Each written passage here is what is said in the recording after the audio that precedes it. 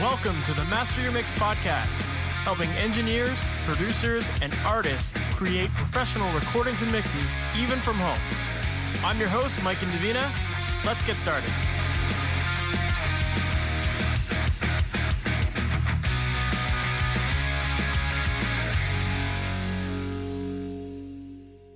Hey, welcome to the Master Your Mix podcast. My name is Mike and Navina, and thanks for hanging out with me today.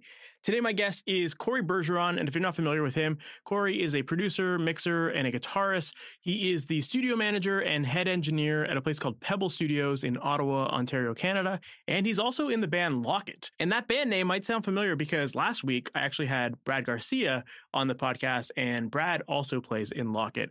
They're an incredible band full of amazing engineers, so it was great to connect with both of them.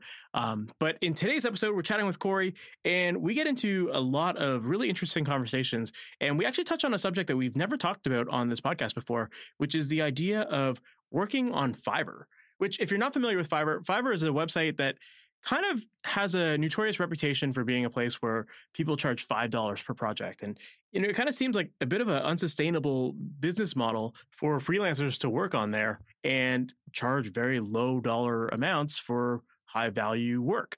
But that said, Cory has managed to be very, very successful on it. You don't only have to charge $5 on it, and you'll learn more about that on this episode here. But typically, that's kind of where it starts. But Cory has been very, very successful on there. He's made over $100,000 on Fiverr, and he's doing incredible work on there. Plus, between managing the studio and the success of his band, he's got a lot of different streams of keeping busy and different streams for income and all that kind of stuff. So we get into some really interesting conversation all about working on Fiverr, managing his systems, optimizing his processes, all that kind of stuff. And I think that if you're someone who is getting started in this industry and you're trying to figure out avenues to start getting paid clients, or if you're someone who has been at this for a while and you're still struggling to get clients, I think you're going to find a lot of great stuff in this episode. And also, if you're the type of person who just generally finds that you're unorganized or you're a little bit slow with your processes, I think you're going to also learn a bunch of great stuff from this episode too, because Cory is definitely a systems-oriented guy and focused on optimizing stuff. And I think there's a lot of really, really good stuff here. So with that said, let's just jump into this episode. Cory Bergeron, thank you so much for being on the Master Your Mix podcast. How's it going, man? It's going great. Thank you very much for having me. I heard that Brad, the singer of my band, was on yesterday, and he said he sent me a text. He said he had a great time and that we would get along. He said Nice. Really nerdy stuff in a positive way. Let's get super nerdy. Yeah. You know what? I've actually had a series of episodes lately that haven't been super nerdy. So let's dive in. Let's go to town. For people who might not be familiar with you, can you give us a little bit of your background on who you are, what you do, and how you got into all this stuff? Yeah. Okay, so what do? I play guitar in a band called Locket, and we've been a band. The band members have been a band for a while, but we've just put out our second album through Fearless Records called Superluminal. So that is one side of what I do. On top of that, I'm the studio manager, and here where I live in Ottawa, Canada, I run a recording studio called Pebble Studios. For a long time, that studio was primarily tracking and mixing bands like a commercial studio would. But in recent years, I've really transitioned over into just doing a lot of post-production work. I have a full-time assistant as well, which makes things great. And then on top of all that, I am a human being living in 2023. So I do some content creation. On top of that, I have a recording or an audio recording channel on YouTube called Cory Bergeron Recordings, where I essentially just break down things that are interesting to me. I'll review things, as well as I'll just kind of talk on my philosophy of recording and share any knowledge that I have with whoever's willing to listen to it. Right on, man. How did you get into the music production side to begin with? So this goes way back. So I started playing guitar when I was 13. My dad played guitar, and there were guitars at home, so I kind of had an interest in that. And that quickly turned into me trying to start a band. So I tried to find anyone, in my school that played instruments. And so I started jamming with some friends over the years, and that naturally turned into, how do we record this? And this was a completely different time. 15 years ago is a long time in the audio world. So I actually started recording, or I saved up some birthday money and I bought a Tascam DP01FX, which is an all-in-one like recording, multi-track recorder with a hard drive, a physical hard drive in it. So you would record, it had 2 preamps in it, and you could record straight to the disc on it, and then you'd have to plug it in USB 2.0 and export WAV files off of it, is how that worked. So that was my introduction to recording. I had 2 58s, SM58s, and I attempted to record my really crappy bands. I didn't get very far, but that kind of piqued my interest. And then as I was finishing high school, my best friends were going to university for physics and other smart people things. And I wasn't really sure what I wanted to do outside of music. So locally where I live, there's a college called Algonquin College. I ended up taking the music industry arts program there. When I went to college for orientation, that's when I found I was with a bunch of like-minded individuals, and they all had a similar interest in me. And I found for the first time in school that I didn't have to like force myself to pay attention. I was just genuinely interested in everything, never studied for a test, got great marks, and just kind of immersed myself into that environment. And fortunately, after that, after the program, I was able to land a job at a recording studio. It's like the most unheard of path ever. And I became like the head engineer at a recording studio. And that is essentially how I got into recording. I can keep going down the path, but that's the long answer to your question. Yeah. No, I love how you said that was like the most unheard of thing ever, to find a job right out of school at a studio. It's like it's kind of the thing that I think all students expect to happen, but then the hard reality is that it never does, or it's like it's very, very hard to get in, at least for most places. Absolutely, and there's so much to it because you need to have, well, as you know, to make a living in music is challenging. It takes time to like nurture and craft your skills, to network, to build up a resume, all these things. And it's an all-consuming process. You need to have like an insane level of dedication to the point that I generally recommend, I shouldn't say I generally recommend, but in order to live this life, you have to be some kind of crazy. And I mean that in a positive way. Like you have to be dedicated, and it can be very challenging. So it's not for everyone. And I lost where I was going with that, but those are my thoughts. No, but I think you're right. Like if you want to actually make it in this industry, you have to be hungry. You have to be like super passionate about it. And there is kind of this like survival of the fittest to some degree. So it's like you have to be the person that's going to work your ass off and make yourself known so that you can get these opportunities, like working in a studio or, having bands hire you and all that kind of stuff. It's just like, you just have to be going for it. You can't expect it to come to you. So, going back to what I was saying earlier about how like, a lot of these students think that they're going to graduate from a school and all of a sudden have a job. It's like the hard reality is that that's not always the case. You have to like, you have the foundational knowledge, I guess, but then now you have to like figure out how to work, and like how to make yourself known. Right. So you have to make a job. Essentially, you have to find out how you're able to give value to other people and make a job. And further to your point on you have to be hungry, you have to be consistently hungry. I am 10 years in. You can't take your foot off the gas pedal. Like it's just the nature of the business. Things are always changing. And as you get older, it's your job to continue to be on the front lines and learning and absorbing as much information as possible and being accepting of changes in the industry, changes in music trends and everything that comes with it. So I can't stress enough. It takes a level of devotion. But it's great. I feel like I'm painting it in a negative way. I chose to do this and I enjoy this. But you're absolutely right. And I think like if you want to take it as a serious career, then you definitely have to be serious about it. And then, for the other people in the audience that are listening that like aren't necessarily trying to get jobs in this industry, it's like, even if you're still trying to record yourself, you still have to be hungry. You still have to be hungry for knowledge. You have to learn the trends and like follow the trends and everything you just talked about there, because if you want your music to still sound modern and meet today's quality standards, you have to be working at it. You have to be pushing yourself to continue to learn that stuff and try new things and not just get stuck in your old ways, right? Absolutely. Yeah, it's it's an amazing time to be a music maker of any sort, whether you're a hobbyist, or your aims to be a music producer, or you want to be a mixer, or you just want to play in a band with your friends, because there are so many amazing tools and resources out there that allow you to do it easier than ever, as well as all the information is out there. I don't know if you can relate to this, but I remember when I started, like, we'd be on, you and I were probably on the Gear Sluts, forum, reading things. Don't do anything more than 6 dB of compression. You just hear these random things. It was hard to tell where good information comes from, it was hard to tell if the information you were getting was good information, and if it applied to the genre of music that you worked on, or where's this information coming from? What's the bias with this? Whereas now, I know that you offer consulting and courses, I believe, and there's tons of great information out there.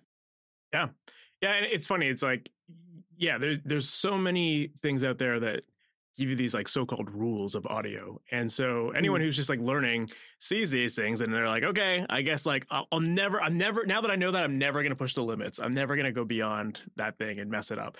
And then sometimes like, it's like, you have to just try it, see what happens. What's the worst that happens, right? Like I remember in school, like somebody saying something like, oh, never put a condenser mic on drums, like, or never like never like clip the mic preamp. And then, like, of course, my first day working in a studio, like, that was exactly what we did. And, like, we cranked the shit out of the preamps. It was distorting like crazy. And it ended up being the coolest sound. And that was, like, the perfect thing for the job. And, then we had, like, Fat 47s on kicks and stuff like that. And it was like, whoa, what, like, these are professionals that have told me these are the rules as well, like, and now to actually see the real world and how people were implementing it was, like, a complete eye-opener. And, then you're like, okay, now I get it. Like, you have to understand the intention of those rules, I suppose, but also know how far you can go and why and when, right? Yeah, and so coming up, or actually starting tomorrow, I have a band in Friday, Saturday, Sunday, and we're going to be recording essentially a bunch of guitars and a bunch of vocals. That's essentially the goal for the weekend. And I have my assistant, I have him set up in a vocal booth so I can be tracking guitars while he's cutting the vocals. Due to the nature of this project, there's going to be a little bit of experimentation with the vocals. So I just want to get the ball rolling there. If we get final takes, fantastic. If it's just a way to kind of sort out the idea, that's also a success. So I went and I set up a preamp and a compressor in his booth. So it was a 610 preamp and a distressor. And the thing I love about the 610 preamp is just how crunchy it gets. And so I'm telling him, like, while you're tracking, you essentially want to be one level under that distortion, so if he's going to be belting it, you can manually ride this. But the beautiful thing about this preamp is that it's not perfect. And, once you kind of understand that, you can use your taste to dial in the vocal sound that you like. So we were setting that up and I was just kind of testing the mic and he goes, oh, I think we're compressing pretty hard. We're doing a 12 dB of gain reduction. And I was like, okay, this is a rock vocal. We're probably going to hit it 20 on the way in, and then we're probably going to hit another 20 in post, and who knows what more after that. Like, don't be afraid to, well, I guess the greater, the more important thing here is, does it sound good? Because we both just agreed that it sound good. And then you're telling me that with your eyes, you're telling me that it's doing, 12 dB of gain reduction. And so if it sounds good, it is good. And also trust your gut. And it was a nice little reminder to me, because this is his first time kind of using the hardware. And to me, I'm like, oh yeah, just make it, just crunch it, just do that. And he's hesitant to do it just because he doesn't have the same amount of experience yet. But the ultimate, I guess, point I'm getting to is, yeah, if it sounds good, it is good. It doesn't matter if it's clipping, doesn't matter if it's that. Just if it sounds good, it is good. Yeah, that's definitely the golden rule for sure. No, but I think that's also like it is a good story to tell because, even the fact that you mentioned getting 20 on the way in and 20 after the fact, like some people would be like, oh, I crushed it on the way in. Like there's no way I can touch it on the way out too, right? And like in the mixing stage. Yeah. So, I think it's just like, all that matters is does it sound good or not? And you have to understand that sometimes that means pushing things to the extreme, and don't be shy with your settings to get that. But yeah, right on. So we were kind of talking about like getting, going from college, getting a job at the studio. And is that the same studio that you're working out of now? Yes. So I've worked there in a couple different capacities, but long story short, yes, same studio. Right on. Yeah. And were you like exclusively working there? Were you freelancing outside of there as well, or? So I did go through phases where I was freelancing. And essentially it's a really unique relationship. So it's hard to like relate it to any other type of job, but essentially I have a fantastic relationship with the owners, and the owners have multiple different businesses. So they built this music studio in the early 2000s with the goal.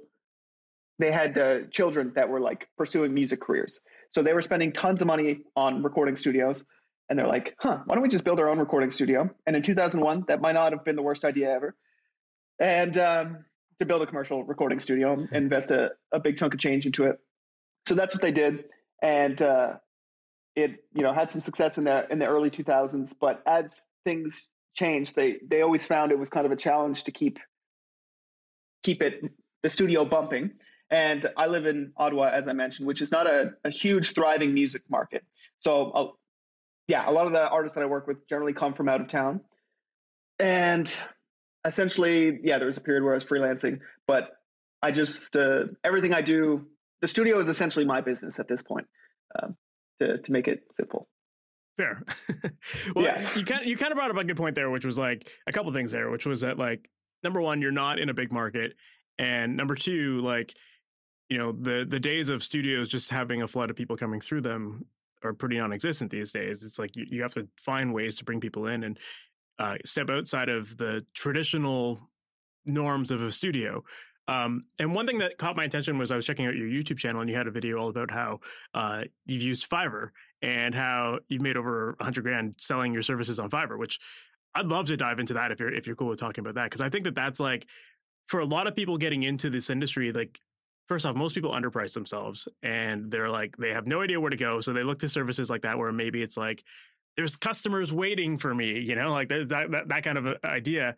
But also like Fiverr is kind of a bit of a controversial thing in the creative space sometimes, right? Where people think that like it's a site where people get undervalued and all this and that. So I'd love to maybe talk a little bit about that and how you introduced Fiverr into your, I guess, income stream, and how you use that to bring in studio work. Right. Oh, cool. Yeah, and I'm an open book, so I'm happy to break this down. So I started experimenting with it, I think in 2020, like at the very start of 2020, and obviously that lines up with COVID time. So just a generally kind of uncertain time in the world, and I started messing around with it.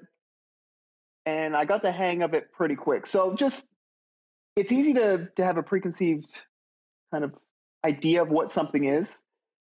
But if you look at what it is, it's just a freelance marketplace where it connects somebody that's looking for a service with someone that provides the service.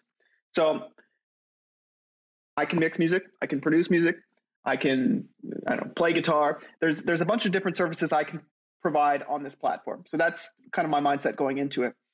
And it opened up, essentially it connected me with, no exaggeration, hundreds, if not thousands of different people that I would have never connected with prior to that. I'm working with artists from all over the world. And when I started doing it, I was doing what you said. I was just charging the lowest amount I possibly could to just get a feel for the website. So I was providing way more value than what I was being compensated for. But it was just to kind of get a feel for what the website's doing, build up a resume on the platform, and see where it could go. Then I started raising my prices with demand.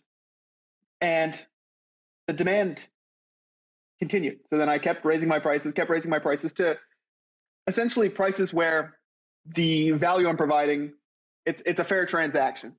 So you can actually charge a fair amount on the platform, but your skills need to back it up. If you're going to be charging a premium or whatever you want to call it, you need to be delivering that on as a product. And the beautiful thing is that once you start charging the premium, it eliminates the majority of your problematic clients, because the problematic clients are the ones that are going to have unreal expectations, and they are going to try and get the lowest price and, just make your life a pain. I'm sure you're familiar with this. Oh, so that was that. And then it's kind of become a game in a way, because Fiverr, like any sort of, I guess, platform these days, it's like algorithmic. So you just understand what the platform wants from you, and you provide that, and then it starts pushing you on the top of every single page. So then you get even like a higher increase in traffic, and you get to the point where you have too much work. And that's not a terrible place to be in, especially when you're working in music. And it's up to you to kind of learn and manage and create efficient systems and figure out how to make all the systems of making music better, faster. That's essentially been my experience on it. I've been on the platform since. I still do it. And there have been many months where it's been a significant portion of the revenue that I've generated. I think you covered a lot of really good stuff there that is worth knowing about the platform. So, you kind of talked about how when you first got onto it, you were providing more value than you were earning back. And I'm curious to know, was that intentional at that point, or was it just kind of I'm just getting started with this, I'm not sure what I could charge? Was that what was causing that situation there, or was it just the platform expects people to charge very little, so I'm gonna just do that for now? It's a good question. It's hard to look back and understand exactly how I was feeling in that moment, because I don't remember my specific circumstance. But I did understand that in order to attract more clients, you did want to have a resume on the platform, meaning that you have, the way Fiverr works is having reviews and having 5-star reviews. So it was a way to get the ball rolling. And if I'm remembering correctly, I had the time. So I had the time to do it. And one advantage I did have on the platform is that I already had a bit of an established brand. Whereas if you looked up my name, you could see things that I've worked on, and you could see that I've worked on projects that have been released through labels, and I had my YouTube channel and stuff like that. So once the ball started rolling on the platform, my brand, and I hate saying that, but my brand outside of the platform gave me the credibility to attract more clients. Gotcha. Yeah. I guess the reason why I was asking that is because I think anyone who's trying to make money off their career, they're either in one or two places. They're either just getting started, and they often have those fears about how to charge accordingly. Or there's the people who are I know I'm good. I've got skills. I've been doing this for 10 years and I'm still needing clients. So I need to find new people. And then maybe they look at Fiverr for that. And I guess I'm just curious to know, looking back at it now, if you were to start Fiverr today with the skills that you have right now, would you still approach it the same way of, charging little just to build up that 5-star rating and stuff like that? Or would you just be I know I'm good. I got to charge my value. I think I would do it the way that I did, where I charged less. And that might seem controversial, but that's kind of my personality, and just the way I'm wired, where if I can see that there's light at the end of the tunnel, I'm willing to do what it takes, if you will, to make that happen. So as long as there is the hope of being able to charge what I believe is fair and have it be fruitful later, then I will do what it takes. And I understand that can be controversial, and it could maybe seem like I'm doing the rest of the community a disservice. But truthfully, I didn't think about that very much when I did it. But it kind of makes sense, though. I think you're absolutely right that you have to look at it as Fiverr is an algorithm. And yeah, you can go on there and be I'm really good and I'm going to charge a lot of money for it, but you're not going to get the clients. Maybe you get a couple here and there, but you're not going to have that backing of Fiverr promoting you all the time and all that stuff. So it's kind of like a double-edged sword with it, right? Yes. Going back to your question, would I do it differently if I started today? So I am in the mixing and mastering category. I'm considered a Fiverr Pro. And to become a Fiverr Pro, you need to apply for it, and you need to prove that you are a professional in the industry outside of Fiverr. I didn't apply for that until 2 years into the process. Interesting. Or 2 years into using the platform. So if I were to start today, I would have definitely done that right from the get-go. And I think that might have been a way to speed up that process, because you now have hand-selected credibility from the platform itself. Gotcha. Okay. No, that's a good way to stand out for sure. So then the other question I have about Fiverr then would be like, it does have that reputation of being people that underprice themselves, and a lot of the cheapest gigs are like literally like $5, right? So it's like a lot of people would look at it and be like, how the hell can I make any money off of that? So I imagine that because of the volume of people that you had and because of the low prices, you had to figure out your systems on the back end to make it worthwhile. So I'd love to dive into that a little bit too, because like that carries on outside of Fiverr. It's like if you're running this professionally, or even if you're not, even if you're just making music for yourself, you don't want to be spending like a month to make a mix, right? If you can build the systems that allow you to make a mix in a couple hours or whatever, then that's ultimately what you want. So as far as systems and optimizing that side of things, what are some of the systems you built for yourself on the back end to help you work more efficiently? Great. That's an amazing question. And it is so important. So let me just give a little bit of context. I have a full-time, I used to call him an assistant, which I don't think is a fair term, because he essentially has his own operation as well. He's just started later in the game, so I was more in a guiding role, but he's a pro. So we have two of us that are working in this, I guess, let's call it a production company, a music production company. And we lean on each other's skills, each other's strengths, in order to maximize our time. So one thing that we have is we have a shared Dropbox that's automatically synced. So at any time, like right now while we're talking, he's at the studio, he's working on stuff. It is automatically syncing to my computer right now. So if I need to open up a session and do something, or if I need him to revise a mix, or if let's say we're hired to produce a song, I can have him write the drums in real time while I am writing the guitars, and then all the files are in the same place. It's easy to access, and everything's organized. So that's one system. On top of that, obviously, if I'm mixing, the mix template is the most important thing. You need to have an efficient mix template that allows you to get you from where you're going to where you want to go. I didn't say that right.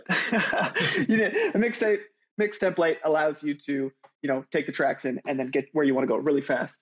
And I'm happy to break that down into a more granular detail. The other thing that we do, because it's two of us working on a lot of the same projects, is we have a Google Sheets, and we call it active projects. And essentially we have everything on the go, deadlines, all the information about the client and where all the files are. And then we have it all color coded. So for the next step, if it requires them to do something, we can just essentially tag them, say, like, you're up next, I'm up next. And we're just jumping between each other's projects, doing whatever task needs to be done to get things to the finish line. And then on top of that, communication is so mega vital and so important. And when you're dealing with a high volume of clients, I feel like that's something really that you can let slip very easily. So we kind of have we've developed a way of like communicating, if you will, that is effective, but easy, and makes it a little bit more manageable, because communication is something that I personally struggle with. The other guy is great at it. But I've always leaned on, hopefully the work speaks for itself. Of course, yeah. Like I think all of that is really important, and definitely like within an organization where you have multiple people working out of it, you have to have all of those systems in place.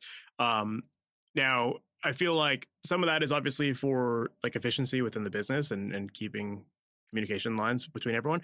But obviously, like you mentioned, like the template, for example, that's an area where I think when you're dealing with something like Fiverr, or just in general, whatever, if you're trying to get faster, having a template is definitely going to be really important to have.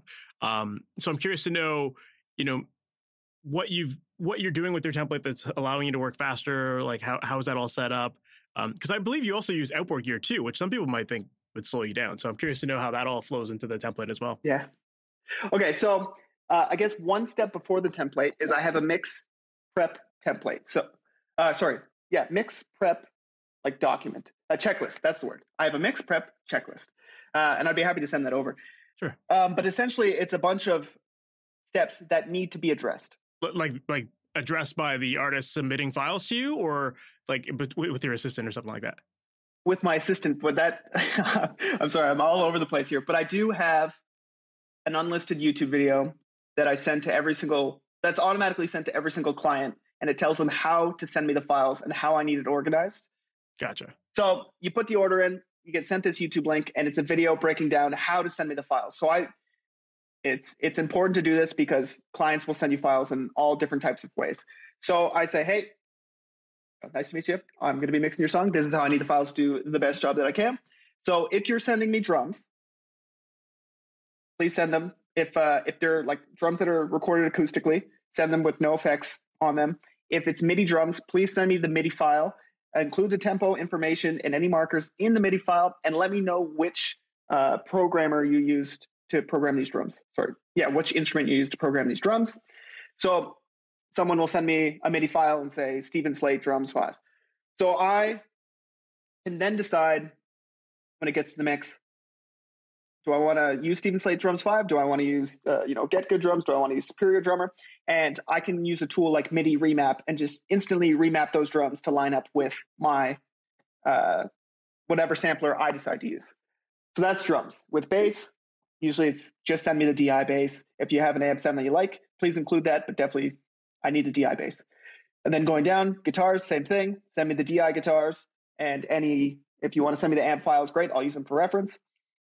Vocals, same thing. You can send me the vocals with tuning if you're confident in the tuning. But if you think that a lot of cases, I will add that into the service. So essentially, you can send me the dry vocals as well. And then anything else, throw it in a folder called production effects. And you can shoot me a text note in the folder that's breaking down, the song, a couple references that you want it to sound like, the BPM, and any other additional information. And I believe that's it. It's been a while since I've revisited that video, but it's been very, very effective.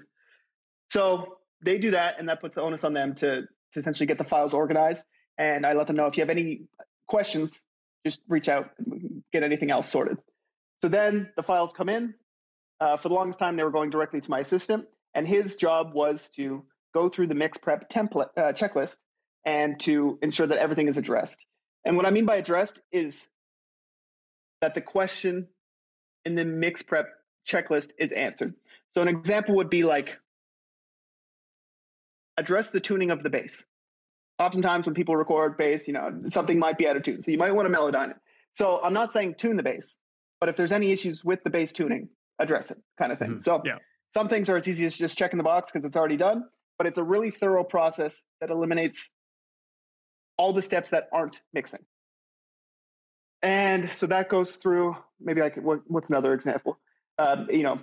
Timing editing on vocals or guitars or anything like that, getting the drums remapped if need be.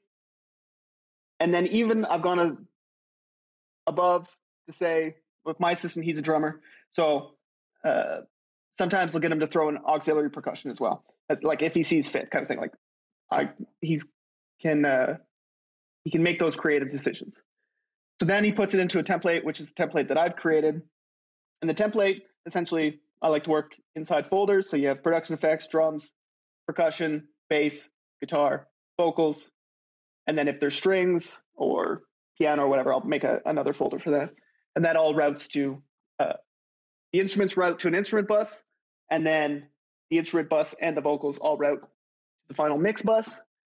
In there, I essentially just have a bunch of things set up and ready to go in terms of EQs and compressors. So some things are engaged right off the get-go. Some things aren't, but they're ready to be engaged. Same thing with effects, such as guitar reverb or guitar delay. I'll just have those buses set up, ready to go. So all I have to do is turn up a send, and it's easy to go. Same thing with vocals. And then I'll also have reference tracks.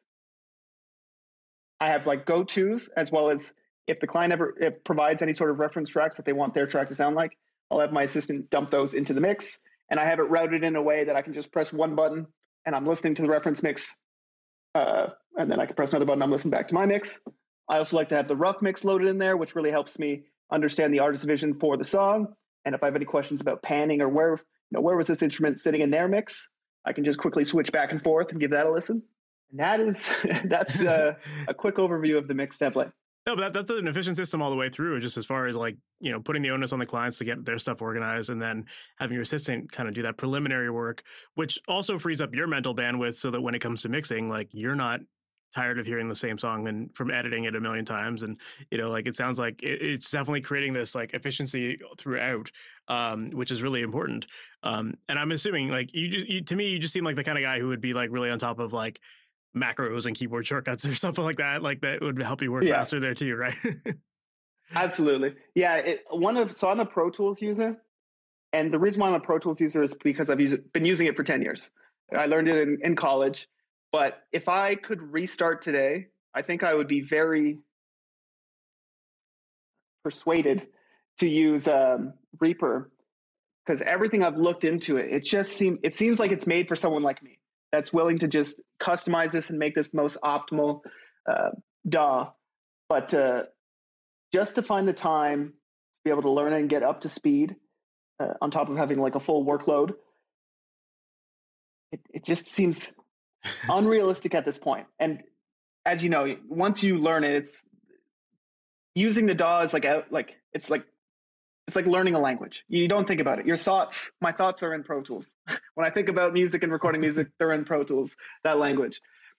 So changing that I'm not saying it's impossible, but it requires effort. And so who knows?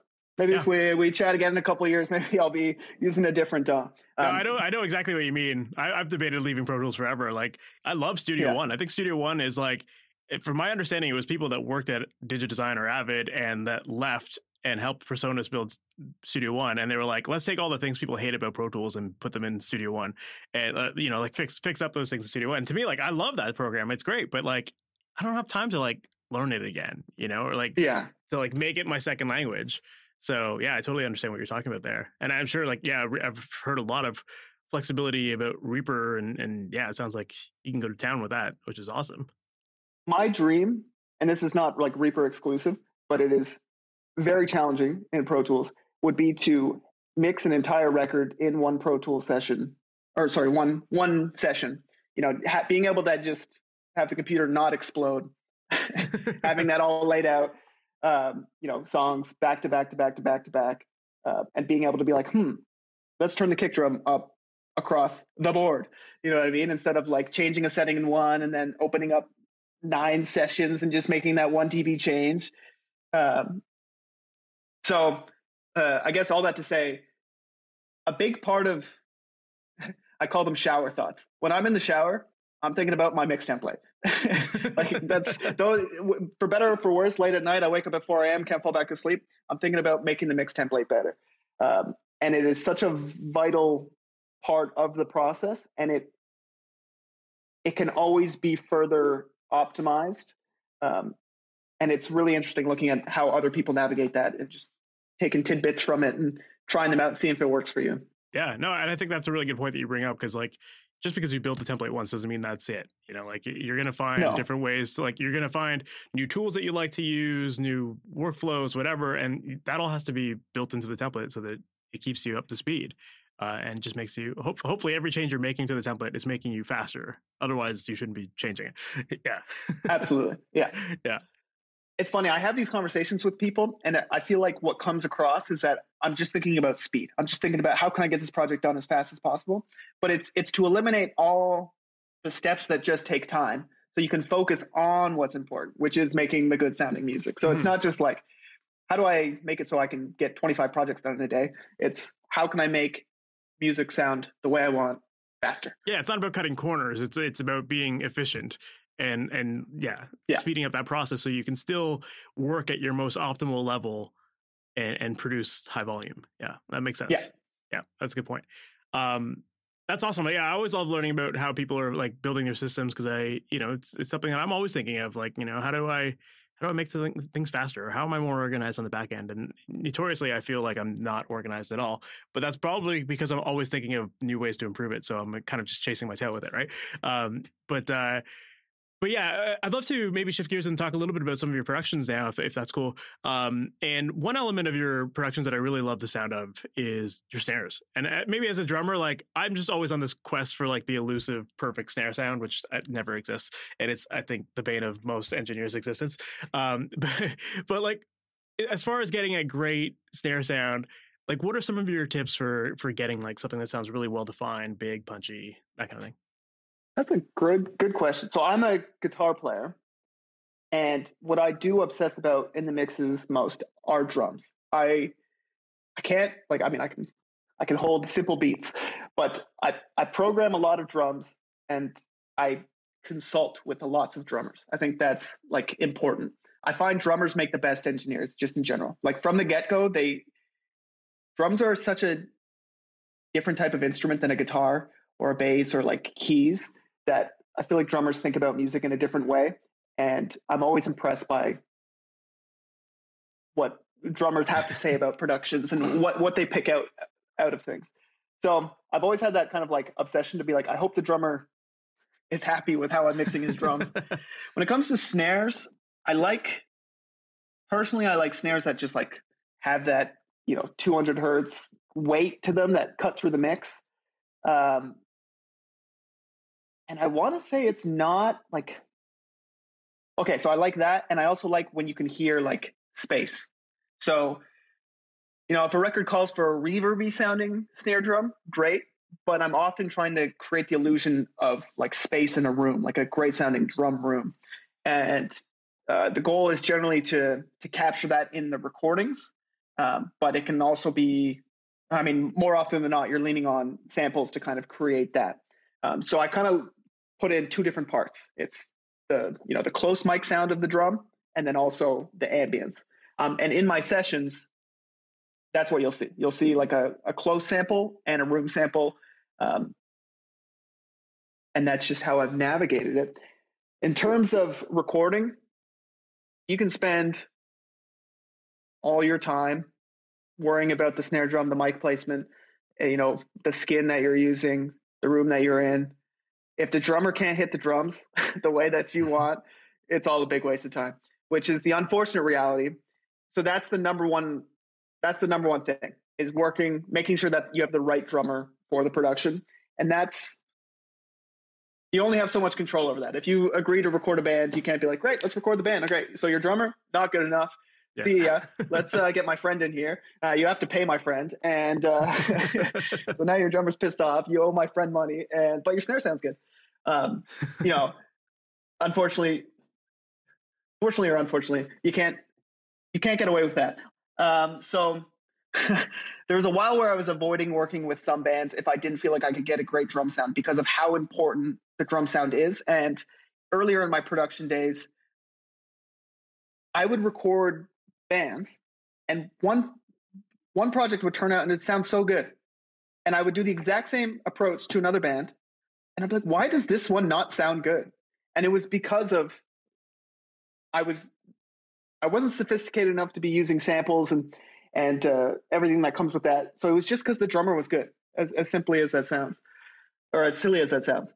So, but if I'm going to be completely honest, I think it's knowing how to use samples effectively and understanding what a natural snare drum sounds like, or the snare drum that you're going for sounds like, and being able to blend that with what the drummer has performed with the goal of creating the sound that you're going for.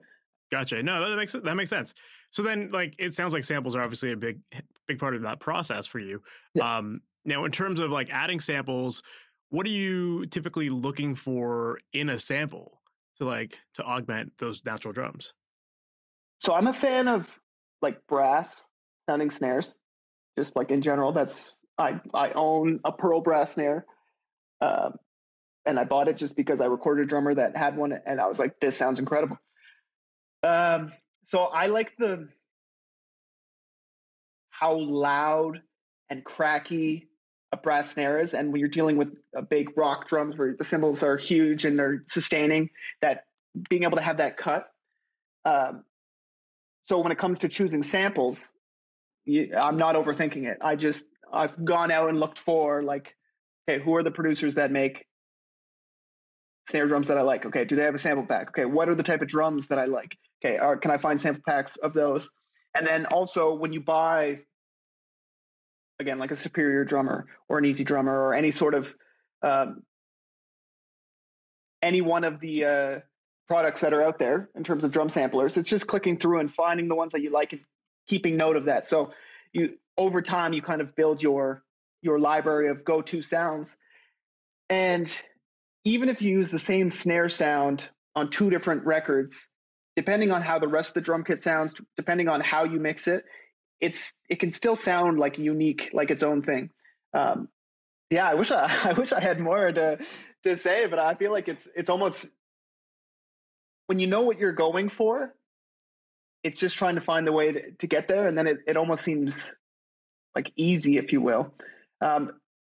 Something that I've been spending a lot of time on lately is really trying to get the best attack and release times on my drum bus for compression. It's just getting things to like vibe, right? Not killing the transient, but not making it so the snare's super pokey and sticking out of the drum mix.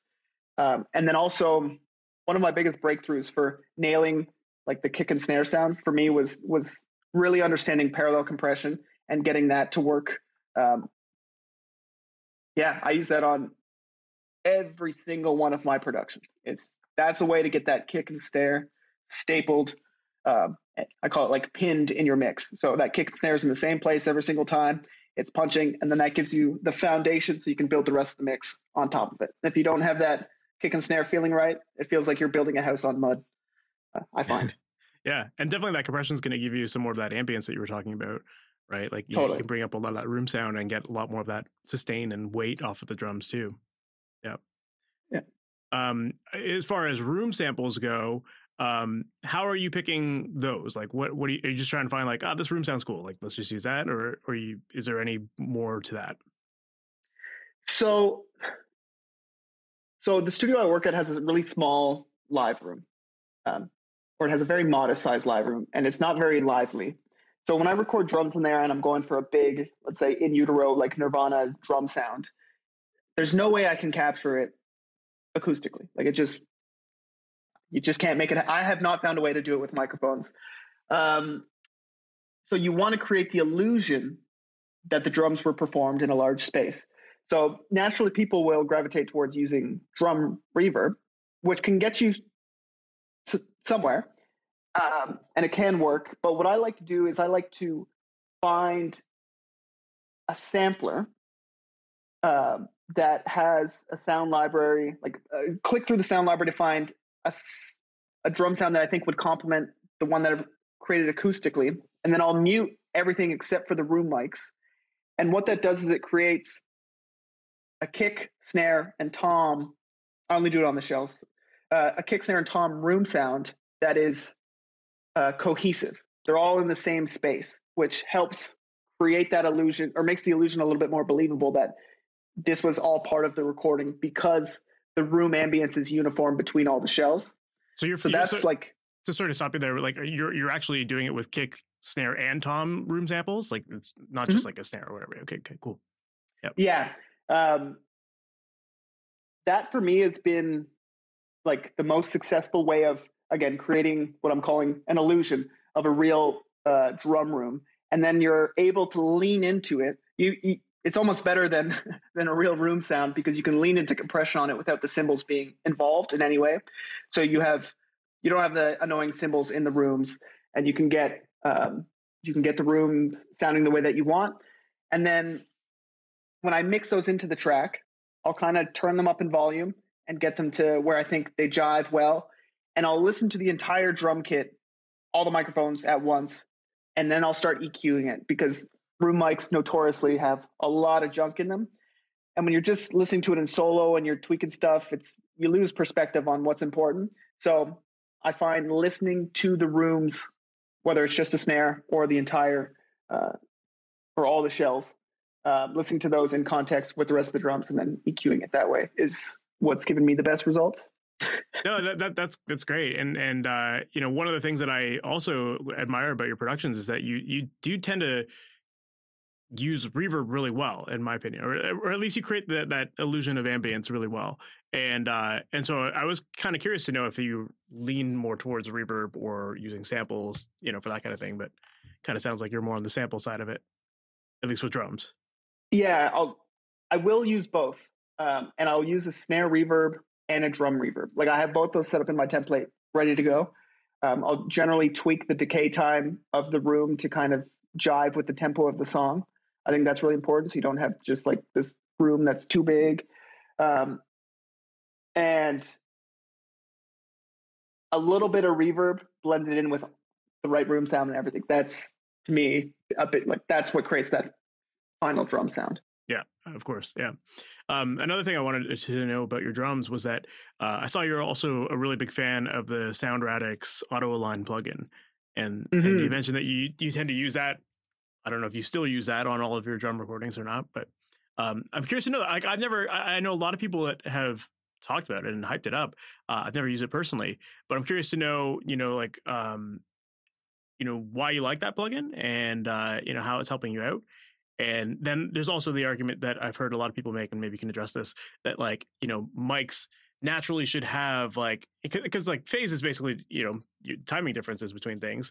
So, there's that argument that you shouldn't be like time aligning your mics because then you lose that natural ambience and depth or whatever. So I'd love to get your take on that and how you think, what you think about it when it comes to auto align. Yeah. Okay. So I like auto align, and I still remember the first moment I used it. I have recorded drums for nearly 10 years in the same room. So I have a pretty intimate relationship with how recorded drums sound like in that room. And so when I had recorded drums, someone pointed me towards auto align. I used it and I was like, oh, that sounds so much better. I am embarrassed at the last 10 years of recording drums. When I record drums, I will always measure the snare and the overheads and get them equal distance apart, trying to create an equilateral triangle. And I'll even take the room. I will make the room microphones a multiple of the distance between the snare and the overheads. And with great success, I can get my snares and my overheads playing well together. The thing is, you can't get your floor tom. If your snare is in phase with your overheads, your floor tom's not. Like, it's not perfectly in phase. And I found one of the biggest differences I heard my first time using it was the low end of the toms was coming through in the overheads.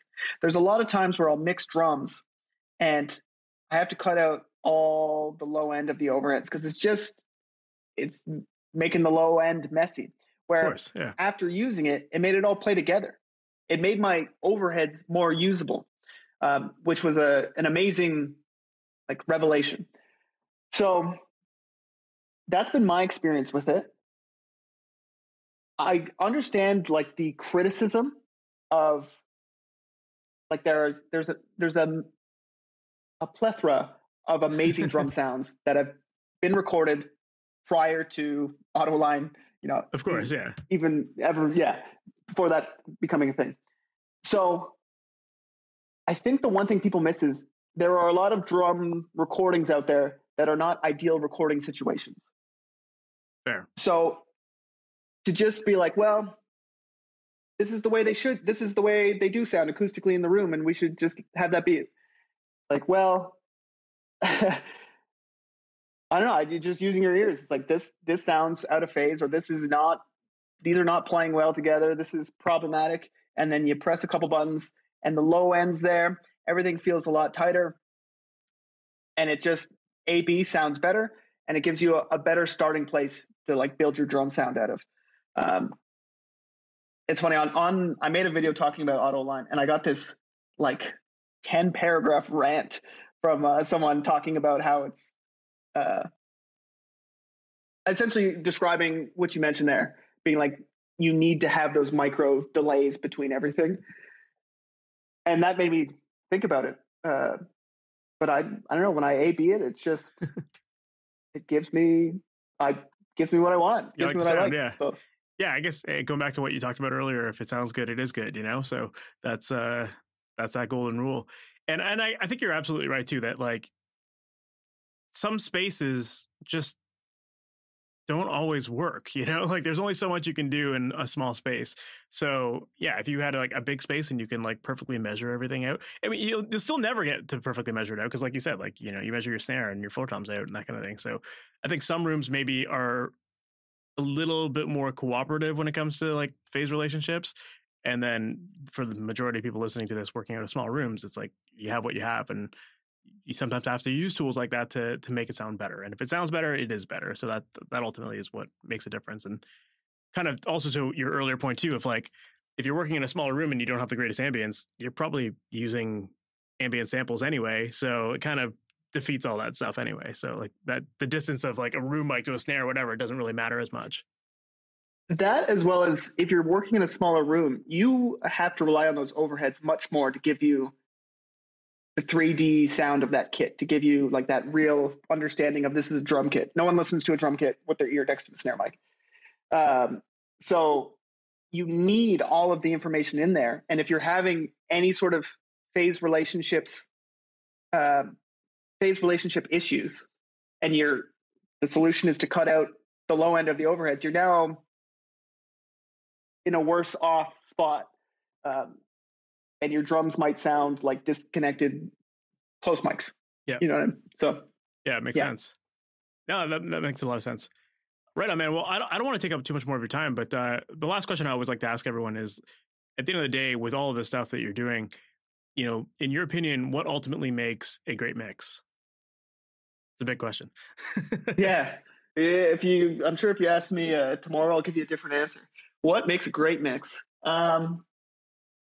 That's such a hard thing to answer, because it's like you listen to like Fleetwood Mac and you're like, this is perfect music.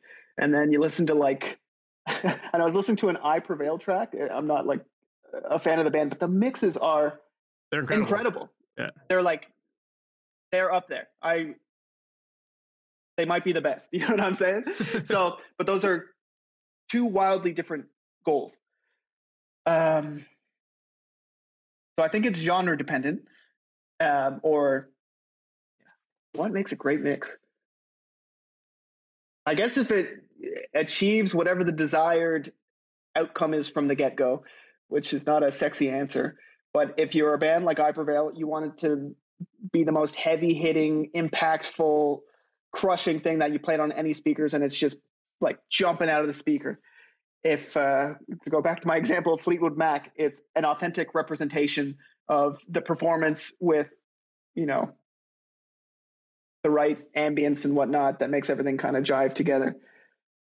That might not have been an answer that you're looking for, but it actually is like, it's a solid answer, because I think the fine detail in what you said there was like executing on like the vision that the band had for it. And I think that's what you need to have going into it in order to actually get the results you want. And if you don't have that, then everything's just going to be random and you're not going to get that result. So I think that's a small detail that's important for people to take from that. And, at least don't just do things because you saw someone do it. Like, be intentional about why you're doing it and how it's going to help you get that sound that you ultimately want. And I think if you're doing that, then yeah, you're going to meet that goal of the band, right? So I think that was a good answer, because it definitely is an important thing to nail, for sure. Right on, dude. I really appreciate you taking the time to do this, and I love digging into this stuff. And I think there's a lot of stuff that we covered here that's going to be really helpful for people, and for people who are just getting started, or people who are trying to make money in the industry, people who are working on getting their drum sounds better, all that kind of stuff. Like, there's a lot of good ground that we covered here, and I'm sure people are going to take away a lot of great stuff from it. So thank you for taking the time to do this. If people want to learn more about you or follow you online, what's the best way for them to do that? You can check out. I'm all over the internet. Cory Bergeron Recordings is the handle. But if you're interested in learning more about audio, or just kind of my approach or my thoughts on audio, I have a YouTube channel called Cory Bergeron Recordings, so you can check out what I have to say there. I aim to post weekly, as well as if you're interested in any of the music that I've helped create.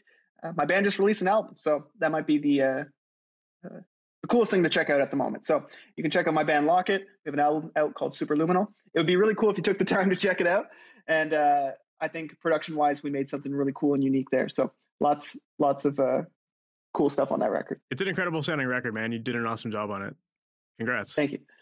So that was my episode with Cory Bergeron, and I really enjoyed chatting with him. And I loved learning more about his processes as far as, working on Fiverr and how he manages to make that such a success. And I also found it really interesting to learn about his process for how his clients submit files to him and then how his assistant preps things. All of those little efficiencies can go a real long way in terms of cutting down time. And even if you don't have an assistant, if you're someone who's just like working on your own stuff, at least having the process there is going to help you work faster because you're not questioning what you're going to do with every mix or every prep. These are the kind of decisions that I feel slow people down, is like when you don't have a system in place, you're kind of just trying to figure it out on the fly. And that takes longer than having a repeatable process that you do every single time. So, I love that Cory has this in place. And even if you don't have an assistant, I think you could still follow a lot of what he talked about here in order to make sure that your sessions run smoothly and that you're just organized on the back end. And yeah, not only are you going to be able to work more efficiently because the fact that you're more organized, but you're also going to create better work because you're not going to be using your mental capacity on decisions that should just be second nature. So yeah, I love that Cory brought up all that stuff. And it was also really cool to learn more about his approach to drum samples and how he likes to add the room samples and all that kind of stuff. And even working with auto align. These are some tools that, not everyone has messed around with, but they're definitely powerful tools to use, and they can help you get better results as well. Now, if you're hearing a ton of noise in the background, my dog is just losing his shit. My mother-in-law brought over her dog and they're just fighting with each other. So that's why you're hearing all that noise in the background. But anyway, I hope that you really enjoyed this episode. I hope you took a lot of great stuff from it. If you did, please make sure to subscribe to the podcast. That way you're notified about all new episodes as they go live each and every Wednesday morning. And if you're looking for help with your mixes, if you're not sure what steps you should be taking to get them to a quality that you expect your songs to sound like, I would love to help you out. And inside of my coaching program, Amplitude, I work one-on-one with my students to help get you the results you're looking for. We walk through the recording, editing, and mixing processes from beginning to end. Plus, you get feedback on your tracks when you mix them. So that way, you can guarantee that you're getting great results. If you're feeling stuck with your tracks, you have someone that you can reach out to get your questions answered and to learn more about what should you do with things like EQ, compression, automation, volume, etc., whatever it takes to get your songs to the level that you expect them to. So if you're interested in getting one-on-one help with your tracks and getting your home recordings to sound just as good as your favorite records, then make sure to visit masteryourmix.com/amplitude to find out more information there. And then I'd love to hop on a call with you. I'd love to learn more about the kind of projects that you're working on and your goals to see how I can truly help you. And I only accept people in this program who I truly believe I can help. If you're not a good fit for it, I'll let you know. But if you are, then I would absolutely love to work with you and help you get your songs to that level where you're super excited and pumped to release them. So yeah, once again, make sure to visit masteryourmix.com/amplitude to find out all the info there. So with that said, we've reached the end of this episode. Thank you so much for sticking around, and I can't wait to chat with you soon. We'll talk soon. Later. Thanks for listening to the Master Your Mix podcast. To have your questions answered, submit your questions to questions@masteryourmix.com. Please go to iTunes and subscribe and leave a review. And for more information on how you can improve your mixes, visit masteryourmix.com.